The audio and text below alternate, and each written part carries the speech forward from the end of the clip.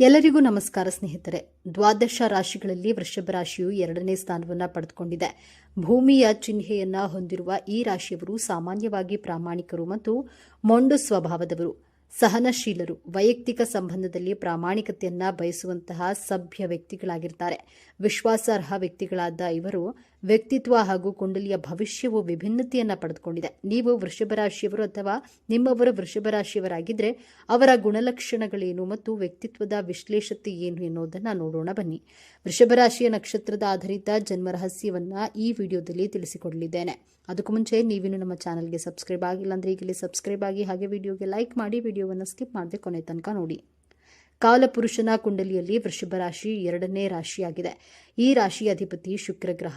ಈ ರಾಶಿಯಲ್ಲಿ ಕೃತಿಕ ನಕ್ಷತ್ರದ 2, 3, 4ನೇ ಪಾದಗಳು, ರೋಹಿಣಿ ನಕ್ಷತ್ರದ 4 ಪಾದಗಳು, ಮೃಗಶಿರ ನಕ್ಷತ್ರದ 1 ಹಾಗೂ 2ನೇ ಪಾದಗಳು ಕಾಣಬಹುದು. ವೃಷಭ ರಾಶಿಯ ಕರ್ಮ ಪ್ರಧಾನ ರಾಶಿಯಾಗಿದೆ. ಕೆಲಸಕ್ಕೆ ತುಂಬ ಮಹತ್ವವನ್ನು ಕೊಟ್ಟರೂ ಕೆಲವೊಮ್ಮೆ ಸೋಮಾರಿತನ ಜಾಸ್ತಿ ಇರುತ್ತೆ. ಈ ರಾಶಿಯ ಚಿಹ್ನೆ ಹಸು. ಹಸು ಹೇಗೆ ಅವಿರತವಾಗಿ ದುಡಿಯುತ್ತದೆಯೇ ಹಾಗೆ ಈ ರಾಶಿಯವರು ದುಡಿಮೆಗೆ ತುಂಬ ಮಹತ್ವವನ್ನು ಕೊಟ್ಟರೂ ದಣಿವಾದಾಗ ಆರಾಮದಾಯಕ ಜೀವನವನ್ನು ಬಯಸುವವರು, ಹಣಕ್ಕೆ ಹೆಚ್ಚು ಪ್ರಾಮುಖ್ಯತೆ ಕೊಡುವವರು, ಹಣವನ್ನು ಮುಂದಿನ ಭವಿಷ್ಯಕ್ಕಾಗಿ ಕೂಡಿಡುವಂತಹ, ಅಳೆದು ತೂಗಿ ಖರ್ಚು ಮಾಡುವಂತಹ ಲೆಕ್ಕಾಚಾರದ ಪ್ರವೃತ್ತಿಯವರು. ನೋಡಲು ಬಹಳ ಆಕರ್ಷಕ ಹಾಗೂ ಸುಂದರವಾಗಿರ್ತಾರೆ. ಹೆಚ್ಚು ಅಲಂಕಾರ ಪ್ರಿಯರು, ರುಚಿಯಾದಂತಹ ಆಹಾರವನ್ನು ಸೇವಿಸಲು ಇಚ್ಛಿಸ್ತಾರೆ. ತನ್ನ ಕುಟುಂಬವೇ ತನ್ನ ಪ್ರಪಂಚ ಎಂದು ಪ್ರೀತಿಸುವವರು. ಸುಮ್ಮನೆ ಕುಳಿತುಕೊಳ್ಳದೆ ತನ್ನನ್ನು ತಾನು ಯಾವಾಗಲೂ ಬ್ಯುಸಿಯಾಗಿಟ್ಟುಕೊಂಡಿರಲು ಇಷ್ಟಪಡ್ತಾರೆ. ನೀವು ವೃಷಭ ರಾಶಿಯಲ್ಲಿಯೇ ಜನಿಸಲು ಕಾರಣವನ್ನು ನೋಡೋದಾದರೆ ಶುಕ್ರ ಗ್ರಹದಿಂದ ನಿಮ್ಮ ಲೈಫ್ ಸ್ಟೈಲ್ ಹೇಗಿದೆ, ಎಷ್ಟು ಕಂಫರ್ಟಬಲ್ ಆಗಿ ಜೀವನವನ್ನು ನಡೆಸ್ತಿದ್ದಾರೆ ಎಂದು ನೋಡಬಹುದು. ಶುಕ್ರ ಗ್ರಹಗಳ ಎಂದರೆ ಭೋಗಕಾರಕ ಗ್ರಹ, ಗುರುಗ್ರಹ, ದೇವತೆಗಳ ಗುರುವಾಗಿದ್ದಾರೆ. ಶುಕ್ರ ಗ್ರಹ ರಾಕ್ಷಸರ ಅಸುರ ಗುರುವಾಗಿದ್ದಾರೆ. ಗುರುಗ್ರಹ ಗ್ರಹಗಳಲ್ಲಿಯೇ ದೊಡ್ಡ ಗ್ರಹ, ಸಾತ್ವಿಕ ಗ್ರಹವಾಗಿದ್ದರೂ ಶುಕ್ರ ಗ್ರಹದ ಹತ್ತಿರ ವಿಶೇಷವಾದಂತಹ ಗುಣವಿದೆ, ವಿಶೇಷವಾದಂತಹ ವಿದ್ಯೆ ಇದೆ. ಶುಕ್ರಾಚಾರ್ಯರು ಸಂಜೀವಿನಿ ವಿದ್ಯೆಯನ್ನು ಕಲ್ತ್ಕೊಂಡಿದ್ದರು ಎಂದಂತೆ ಸಾವಿನ ಪರಿಸ್ಥಿತಿಯಲ್ಲಿಯೂ ಸಂಜೀವಿನಿ ನಿಮ್ಮ ಪ್ರಾಣವನ್ನು ಉಳಿಸುವಂತಹ ಕೆಲಸ ಮಾಡುತ್ತದೆ. ಆದ್ದರಿಂದ ವೃಷಭ ರಾಶಿಯವರು ಈ ಪೃಥ್ವಿ ಮೇಲೆ ಜನಿಸಿರುವಂತಹ ಕಾರಣವೆಂದರೆ ನೀವು ಈ ಭೂಮಿ ಮೇಲೆ ಸಂತೋಷಕರವಾದಂತಹ ತೃಪ್ತಿ, ಆನಂದದಾಯಕ ಜೀವನವನ್ನು ಸಾಗಿಸಲು ಹಾಗೂ ನಿಮ್ಮ ಸುತ್ತಮುತ್ತಲಿನವರ ಕುಟುಂಬದವರನ್ನ ಸಂತೋಷವಾಗಿಟ್ಟುಕೊಳ್ಳಲು ಕಾರಣದಿಂದ ಈ ಭೂಮಿ ಮೇಲೆ ಜನಿಸಿರ್ತೀರಾ. ಅದೆಂತಹದ್ದೇ ಕಷ್ಟದ ಪರಿಸ್ಥಿತಿಯಾಗಿದ್ರೂ ಸಂತೋಷವಾಗಿರಲು ಪ್ರಯತ್ನ ಮಾಡ್ತೀರಾ. ನೀವು ಎಲ್ಲಿರ್ತೀರೋ ಅಲ್ಲಿ ಸಂತೋಷ ಸಂಭ್ರಮದಿಂದ ಕೂಡಿರುತ್ತೆ. ನಿಮ್ಮ ಕುಟುಂಬದಲ್ಲಿ ಯಾರಾದರೂ ಜಗಳವಾಡ್ತಾ ಇದ್ರೆ ಅವರ ಮಧ್ಯೆ ನೀವು ಹೋಗಿ ಸಮಾಧಾನ ಪಡಿಸಿದ್ರೆ ಅವರು ಸೈಲೆಂಟ್ ಆಗ್ತಾರೆ. ಅಷ್ಟು ಬುದ್ಧಿವಂತಿಕೆ ಹಾಗೂ ಮಾತನಾಡುವಂತಹ ಕಲೆ ನಿಮಗೆ ತಿಳಿದಿರುತ್ತೆ. ಬಹಳ ಮಧುರವಾಗಿ ಮಾತನಾಡಿ ಆ ಜಗಳವನ್ನ ಬಿಡಿಸ್ತೀರಾ. ವೃಷಭ ರಾಶಿಯವರು ಎಷ್ಟೇ ಬೇಜಾರಾದರೂ ನಿಮಗೆ ನೀವೇ ಸಮಾಧಾನ ಮಾಡಿಕೊಂಡು ಸಂತೋಷವಾಗಿರಲು ಪ್ರಯತ್ನಿಸ್ತೀರಾ. ಇದು ನಿಮ್ಮ ಮೂಲ ಗುಣ. ವೃಷಭ ರಾಶಿಯಲ್ಲಿ ಕೃತಕ, ರೋಹಿಣಿ, ಮೃಗಶಿರ ನಕ್ಷತ್ರಗಳು ಕಂಡುಬರುತ್ತೆ. ಕೃತಕ ನಕ್ಷತ್ರದ ಅಧಿಪತಿ ರವಿಗ್ರಹ, ರೋಹಿಣಿ ನಕ್ಷತ್ರದ ಅಧಿಪತಿ ಚಂದ್ರಗ್ರಹ, ಮೃಗಶಿರ ನಕ್ಷತ್ರದ ಅಧಿಪತಿ ಮಂಗಳ ಗ್ರಹ. ನಕ್ಷತ್ರದ ಆಧಾರದ ಮೇಲೆ ನೋಡೋಣ. ನೀವು ಕೃತಿಕ ನಕ್ಷತ್ರದಲ್ಲಿ ಜನಿಸಿದ್ರೆ ಮೊದಲಿಗೆ ರವಿಯ ಮಹಾದಶ ಪ್ರಾರಂಭವಾಗುತ್ತೆ. ನಂತರ ಚಂದ್ರದಶ ಹಾಗೂ ಮಂಗಳ ದಶ ಪ್ರಾರಂಭವಾಗುತ್ತೆ. ರವಿ ದಶ 7 ವರ್ಷ, ಚಂದ್ರದಶ 10 ವರ್ಷ, ಮಂಗಳ ಗ್ರಹದ ಮಹಾದಶ 10 ವರ್ಷಗಳ ಕಾಲ ನಡೆಯುತ್ತೆ. ಕೃತಿಕ ನಕ್ಷತ್ರದವರು ಜೀವನದಲ್ಲಿ ಬಹಳ ಕಷ್ಟಪಡಬೇಕು. ಪ್ರತಿಯೊಂದು ವಿಚಾರಗಳಿಗೂ ಹೋರಾಟ ಮಾಡಿಯೇ ಪಡೆದುಕೊಳ್ಳಬೇಕು. 20 ವರ್ಷದ ನಂತರ ಕೃತಿಕ ನಕ್ಷತ್ರದವರ ಜೀವನದಲ್ಲಿ ಒಳ್ಳೆಯದಾಗಲು ಪ್ರಾರಂಭವಾಗುತ್ತೆ. ಸಕಾರಾತ್ಮಕ ಬದಲಾವಣೆಗಳು ಉಂಟಾಗಲು ಪ್ರಾರಂಭವಾಗುತ್ತೆ. ಕೃತಿಕ ನಕ್ಷತ್ರದವರು ರಾಯಲ್ ಲೈಫ್ ಸ್ಟೈಲ್ ಲೀಡ್ ಮಾಡಲು ಇಷ್ಟಪಡ್ತೀರಾ. ನಿಮ್ಮ ಮಾತು ಕತ್ತಿಯಂತೆ ಬಹಳ ಶಾರ್ಪ್ ಆಗಿರುತ್ತೆ, ತುಂಬಾ ಹರಿತವಾಗಿರುತ್ತೆ. ಮಾತು ಕೃತಿಕ ನಕ್ಷತ್ರದವರಿಗೆ ಸಮಾಜದಲ್ಲಿ ಹೆಸರು, ಕೀರ್ತಿ, ಗೌರವ ಸಿಗುತ್ತದೆ. ಕೃತಿಕ ನಕ್ಷತ್ರದವರು ಯಾವುದೇ ಕ್ಷೇತ್ರಕ್ಕೆ ಇಳಿದರೂ ಯಶಸ್ಸನ್ನ ಪಡೆಯಲು ತನ್ನ ಸತತ ಪ್ರಯತ್ನವನ್ನ ಶ್ರಮ ಬಿಡದೆ ಮಾಡ್ತಾರೆ. ನಂತರ ತುಂಬಾ ಬೋಲ್ಡ್ ಆಗಿ ಬಿಡ್ತಾರೆ, ತುಂಬಾ ಧೈರ್ಯವಂತರು. ಆದ್ದರಿಂದ ಇವರು ಪಾಪ್ಯುಲರ್ ಆಗ್ತಾರೆ. ಆದರೆ ಕೃತಿಕ ನಕ್ಷತ್ರದವರಿಗೆ ಹಲ್ಲಿನ ಸಮಸ್ಯೆ, ಮುಖದ ಮೇಲೆ ಕಲೆಗಳು ಉಂಟಾಗೋದ್ರಿಂದ ಹಲ್ಲು ಹಾಗೂ ತ್ವಚೆಯ ಆರೈಕೆಯನ್ನು ಕಾಪಾಡಿಕೊಳ್ಳಿ. 2ನೆಯ ನಕ್ಷತ್ರ ರೋಹಿಣಿ ನಕ್ಷತ್ರ. ಈ ನಕ್ಷತ್ರದ ಅಧಿಪತಿ ಚಂದ್ರಗ್ರಹ. ತುಂಬಾ ಎಮೋಷನಲ್, ಭಾವುಕರು, ಸ್ವೀಟ್ ನೇಚರ್ ಇರುವವರಿಗೆ ಲಕ್ಸುರಿಯಸ್ ಕಾರ್, ಲಕ್ಸುರಿಯಸ್ ಮನೆಯನ್ನ ಕೊಂಡುಕೊಳ್ಳುವಂತಹ ಬಯಕೆ, ಆಸೆ ಇರುತ್ತೆ. ಚಂದ್ರನಿಗೆ ಅತ್ಯಂತ ಪ್ರಿಯವಾದಂತಹ ನಕ್ಷತ್ರ ಅಂದರೆ ರೋಹಿಣಿ ನಕ್ಷತ್ರ. ತನ್ನ ಮನಸ್ಸಿನ ಮಾತನ್ನು ಅಷ್ಟು ಬೇಗ ಎಕ್ಸ್ಪ್ರೆಸ್ ಮಾಡೋದಿಲ್ಲ. ರೋಹಿಣಿ ನಕ್ಷತ್ರದವರು ಕಲೆ, ಸಾಹಿತ್ಯ, ಗ್ಲಾಮರ್, ಲೋಕ, ಸೋಷಿಯಲ್ ಮೀಡಿಯಾಗಳಲ್ಲಿ ಹೆಚ್ಚು ಸಕ್ಸಸ್ಗಳನ್ನು ಪಡೆದುಕೊಳ್ಳಬಹುದು. ರೋಹಿಣಿ ನಕ್ಷತ್ರದವರು ರಾಣಿಯಂತೆ ಹಾಗೂ ರಾಜನಂತೆ ಬದುಕಲು ಇಚ್ಛಿಸ್ತಾರೆ.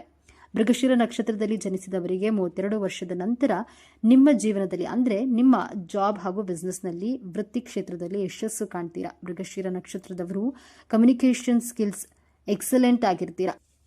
ವಿದ್ಯಾಭ್ಯಾಸದಲ್ಲಿ ಕಂಟಿನ್ಯೂಸ್ ಆಗಿ ನಿಮಗೆ ಓದೋದಕ್ಕೆ ಕಷ್ಟವಾಗುತ್ತೆ. ನಿಮ್ಮ ಎಜುಕೇಷನ್ನಲ್ಲಿ ಬ್ರೇಕ್ ಆಗಿ ಮತ್ತೆ ಕಂಟಿನ್ಯೂ ಮಾಡ್ತೀರಾ. ಮೃಗಶಿರ ನಕ್ಷತ್ರದವರಿಗೆ 18 ವರ್ಷ ತುಂಬಿದ ನಂತರ ನಿಮ್ಮ ಜೀವನದ ಗುರಿ ಹಾಗೂ ಉದ್ದೇಶಗಳ ಕಡೆ ಅಂದರೆ ನಿಮ್ಮ ಗೋಲ್ ಕಡೆ ಓಡಾಡ್ತಿರ್ತೀರಾ. ನೀವು ಎಷ್ಟು ನಿಮ್ಮ ಜೀವನದ ಗುರಿಯನ್ನು ಬೆನ್ನಟ್ತೀರೋ, ಮುಟ್ಟಲು ಪ್ರಯತ್ನಿಸ್ತೀರೋ ಅದು ನಿಮ್ಮಿಂದ ಅಷ್ಟು ದೂರವಾಗ್ತಾ ಹೋಗುತ್ತದೆ. ಆದ್ದರಿಂದ ನೀವು ಸ್ಪಿರಿಚುವಲ್ ಆಗಿರಬೇಕಾಗುತ್ತೆ. ಮೃಗಶಿರ ನಕ್ಷತ್ರದವರು ವಿದೇಶದಲ್ಲಿಯೂ ನೆಲೆಸಿರ್ತಾರೆ.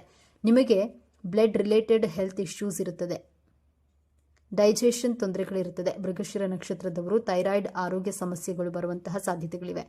ಇವರು ಮನಿ ಓರಿಯೆಂಟೆಡ್ ಪರ್ಸನ್ಗಳಾಗಿರ್ತಾರೆ. 24 ಗಂಟೆಗಳ ಕಾಲನು ಎಲ್ಲಿಂದ ಹೇಗೆ ಎಷ್ಟು ಲಾಭವನ್ನು ಮಾಡಬಹುದು ಎಂದು ತಲೆಯಲ್ಲಿ ಲೆಕ್ಕಾಚಾರವನ್ನು ಹಾಕ್ತಿರ್ತಾರೆ. ವೃಷಭ ರಾಶಿಯ ಭಾಗ್ಯಸ್ಥಾನದಲ್ಲಿ ಶನಿ ಗ್ರಹದ ಮಕರ ರಾಶಿ ಬರೋದ್ರಿಂದ ನೀವು ಪರಿಶ್ರಮ ಪಡಲು ಈ ರಾಶಿಯಲ್ಲಿ ಜನಿಸಿರ್ತೀರಾ. ಆದರೆ ಎಷ್ಟೇ ಕಷ್ಟಪಟ್ಟು ದುಡಿದ್ರೂ ಸಂತೋಷವಾಗಿ ಜೀವನವನ್ನ ಸಾಗಿಸ್ತೀರಾ. ಜೀವನವೇ ಎಂಬ ನಾಟಕವನ್ನ ಹೀಗೆ ನಿಭಾಯಿಸಿ ಅಂತಿಮ ಪರದೆ ಬಿದ್ದ ಮೇಲೂ ಚಪ್ಪಾಳೆಗಳ ಶಬ್ದ ಸುರಿಮಳೆ ಕೇಳಿಸಬೇಕು. ಆ ರೀತಿ ಜೀವನವನ್ನ ಬಹಳ ವಿಜೃಂಭಣೆಯಿಂದ ನೀವು ಸಂಭ್ರಮಿಸ್ತೀರಿ. ವೃಷಭ ರಾಶಿಯವರ ಗುಣಲಕ್ಷಣಗಳು. ವೃಷಭ ರಾಶಿಯವರ ಜನರಲ್ಲಿ ಪ್ರಾಮಾಣಿಕತೆ, ಸ್ಥಿರತೆ ಹಾಗೂ ಸೂಕ್ಷ್ಮತೆಯನ್ನು ಹೆಚ್ಚಾಗಿ ಕಾಣಬಹುದಾಗಿದೆ. ಇವರು ಪ್ರಕೃತಿಯ ಜೊತೆಗೆ ಆಳವಾದ ಸಂಬಂಧವನ್ನು ಹೊಂದಿರ್ತಾರೆ ಹಾಗೂ ಜೀವನದಲ್ಲಿ ಉತ್ತಮ ಕ್ಷಣಗಳನ್ನು ಆನಂದಿಸುವುದಕ್ಕೆ ಕೂಡ ಅವರು ಇಷ್ಟಪಡ್ತಾರೆ. ಜೀವನವನ್ನು ಅವರು ಪ್ರಾಕ್ಟಿಕಲ್ ದೃಷ್ಟಿಯಿಂದ ನೋಡ್ತಾರೆ ಹಾಗೂ ಇದೇ ಕಾರಣಕ್ಕಾಗಿ ನಾವು ಅಂದುಕೊಂಡಿರುವಂತಹ ಯೋಜನೆಗಳನ್ನು ಸರಿಯಾದ ರೀತಿಯಲ್ಲಿ ಮಾಡಿ ಮುಗಿಸಬಹುದಾಗಿದೆ. ವೃಷಭ ರಾಶಿಯವರು ಸಾಮಾನ್ಯವಾಗಿ ಹಣ ಮತ್ತು ಆಸ್ತಿಯನ್ನು ಇಷ್ಟಪಡುವವರು, ಆದರೆ ಗಳಿಕೆಗಾಗಿ ಸಾಕಷ್ಟು ಶ್ರಮವನ್ನು ವಿನಿಯೋಗಿಸುವವರು. ವಿಶ್ವಾಸಾರ್ಹ ವರ್ತನೆ, ಕಠಿಣ ಪರಿಶ್ರಮ, ತಾಳ್ಮೆ ಮತ್ತು ಗುರಿಯಿಂದಾಗಿ ಮಾಡುವ ಉದ್ಯೋಗದಲ್ಲಿ ಸೂಕ್ತ ಆಸಕ್ತಿ ಹಾಗೂ ತಲ್ಲೀನತೆಯನ್ನ ತೋರುವವರು. ನಿರ್ದಿಷ್ಟ ಯೋಜನೆಯ ಬಗ್ಗೆ ಗಮನವನ್ನು ಕೇಂದ್ರೀಕರಿಸುವವರು. ಸುತ್ತಲಿನ ಪರಿಸರದ ಮೇಲೆ ಸೂಕ್ತ ಹೊಂದಾಣಿಕೆ ಹಾಗೂ ಸ್ನೇಹಪರ ವರ್ತನೆಯ ಮೂಲಕ ಎಲ್ಲವನ್ನ ಸುಲಭವಾಗಿ ನಿರ್ವಹಿಸುವವರು. ಯಾವುದೇ ಕೆಲಸದಲ್ಲಾದರೂ ಸೂಕ್ತ ನಿರ್ವಹಣೆಯನ್ನು ಕೈಗೊಳ್ಳುವ ಇವರಿಗೆ ಉದ್ಯೋಗಗಳು, ಕೃಷಿ, ಬ್ಯಾಂಕ್ ಕೆಲಸ, ಕಲೆ, ಪಾಕಶಾಲೆಗೆ ಸಂಬಂಧಿಸಿದಂತಹ ವೃತ್ತಿಗಳಲ್ಲಿ ಹೆಚ್ಚಿನ ಯಶಸ್ಸು ಕಾಣುವವರು.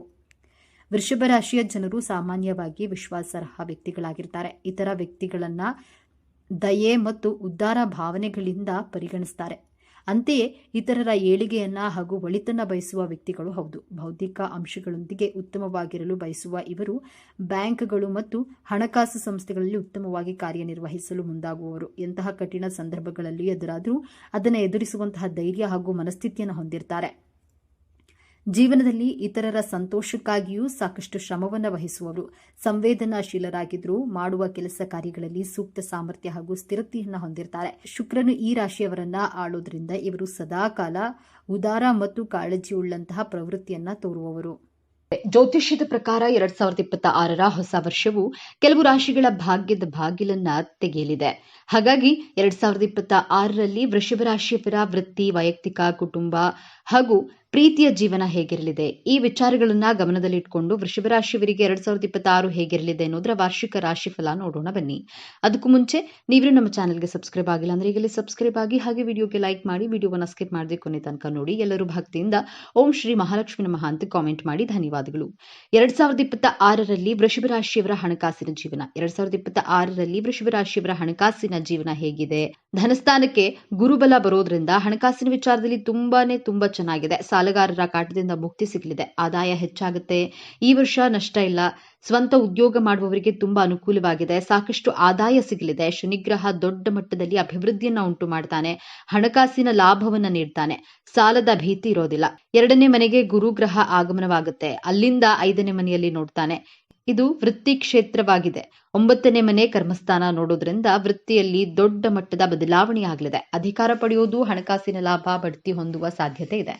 ಈ ವರ್ಷ ಪ್ರೇಮ ಜೀವನ ವೃಷಭ ರಾಶಿಯವರಿಗೆ ಏರಿಳಿತಗಳಿಂದ ಕೂಡಿರಬಹುದು. ಶನಿಯ ಪ್ರಭಾವ ನಿಮ್ಮ 5ನೇ ಮನೆಯ ಮೇಲಿರೋದ್ರಿಂದ ನಿಮ್ಮ ಪ್ರೀತಿ ಮತ್ತು ವೈವಾಹಿಕ ಜೀವನದಲ್ಲಿ ಕೆಲವು ಸಮಸ್ಯೆಗಳು ಉದ್ಭವಿಸುತ್ತವೆ. ಪರಿಣಾಮವಾಗಿ 2026 ನಿಮ್ಮ ಪ್ರೇಮ ಸಂಬಂಧಗಳಲ್ಲಿ ಸಮಸ್ಯೆಗಳನ್ನು ತರಬಹುದು. ರಾಹು ನಿಮ್ಮ 2ನೇ ಮನೆಯಲ್ಲಿರ್ತಾನೆ. ಇದು ಕೂಡ ನಿಮ್ಮ ವೈವಾಹಿಕ ಜೀವನದಲ್ಲಿ ಏರಿಳಿತಗಳಿಗೆ ಕಾರಣವಾಗುತ್ತೆ. ಆದ್ದರಿಂದ ನೀವು ಈ ವರ್ಷ ಜಾಗರೂಕತೆಯಿಂದ ಮಾತ್ರವಲ್ಲದೆ ತಾಳ್ಮೆಯಿಂದ ಇರಬೇಕಾಗುತ್ತೆ. ವರ್ಷದ ಆರಂಭದಲ್ಲಿ ನಿಮ್ಮ ಸಂಗಾತಿಯೊಂದಿಗೆ ಸಂಘರ್ಷದ ಸಾಧ್ಯತೆಗಳಿವೆ.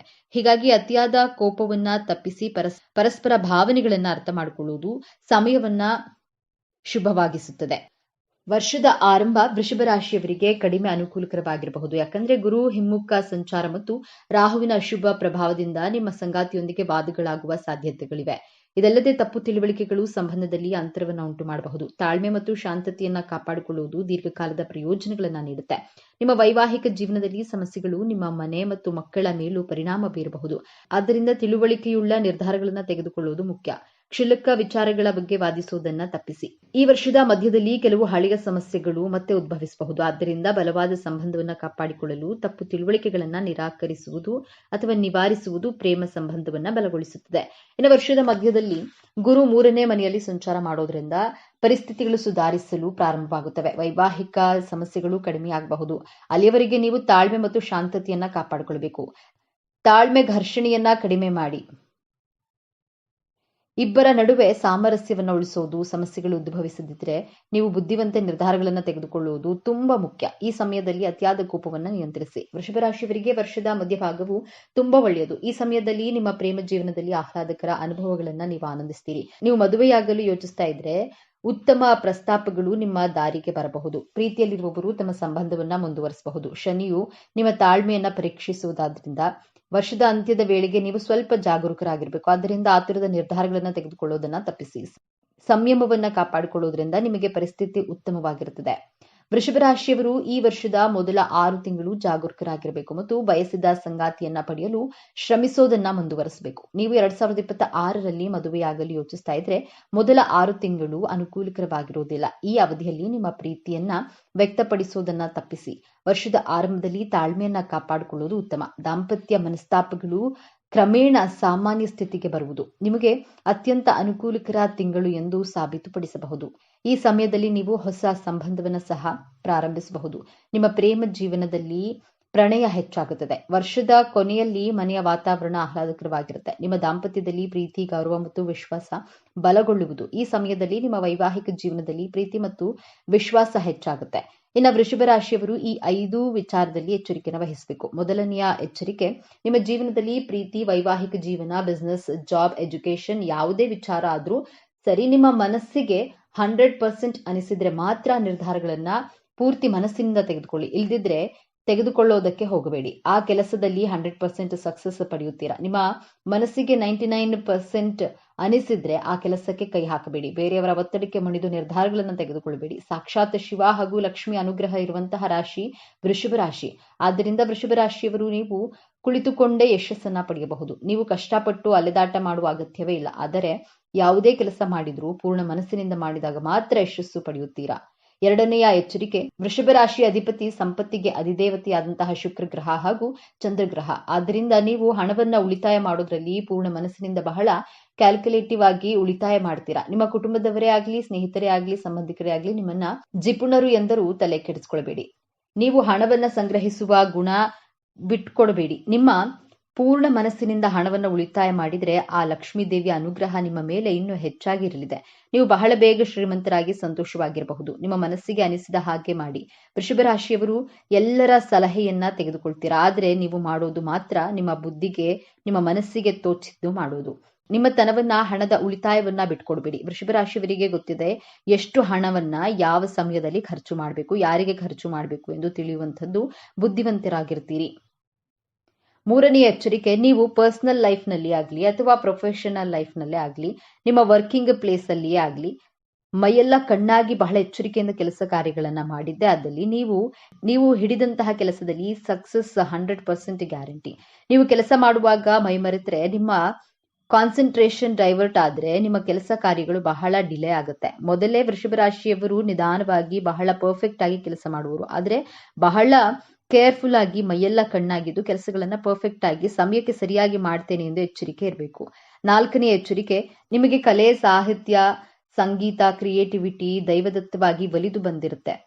ವೃಷಭ ರಾಶಿಯವರು ಈ ರೀತಿ ಕ್ರಿಯೇಟಿವ್ ತುಂಬಿರುವಂತಹ ನೀವು ನಿಮ್ಮ ಜೀವನದಲ್ಲಿ ಯಾವುದಾದ್ರೂ ಒಂದು ಬಿಸ್ನೆಸ್ ಪ್ರಾಜೆಕ್ಟ್ ನಿಮಗೆ ಸಿಗಲಿ ಅಥವಾ ಯಾವುದಾದ್ರೂ ಜಾಬ್ ಇಂಟರ್ವ್ಯೂ ಅಟೆಂಡ್ ಮಾಡಬೇಕು ಅಂದ್ಕೊಂಡಿದ್ದೀರಾ, ಆ ವಿಚಾರವನ್ನ ಯಾರಿಗೂ ಹೇಳದೆ ಆ ಇಂಟರ್ವ್ಯೂ ಅನ್ನ ಅಟೆಂಡ್ ಮಾಡಿ. ಇಲ್ಲದಿದ್ರೆ ನಿಮಗೆ ಬಂದಿರುವಂತಹ ಬಿಸ್ನೆಸ್ ಆಫರ್ಗಳು ಆ ಜಾಬ್ ನಿಮ್ಮ ಕೈತಪ್ಪಿ ಹೋಗುವಂತಹ ಸಾಧ್ಯತೆಗಳು ಹೆಚ್ಚಾಗಿವೆ. ವೃಷಭ ರಾಶಿಯವರಿಗೆ 2ನೇ ಭಾವದಲ್ಲಿ ಮಿಥುನ ರಾಶಿ ಬರೋದ್ರಿಂದ ಮಿಥುನ ರಾಶಿ ಅಧಿಪತಿ ಬುಧ.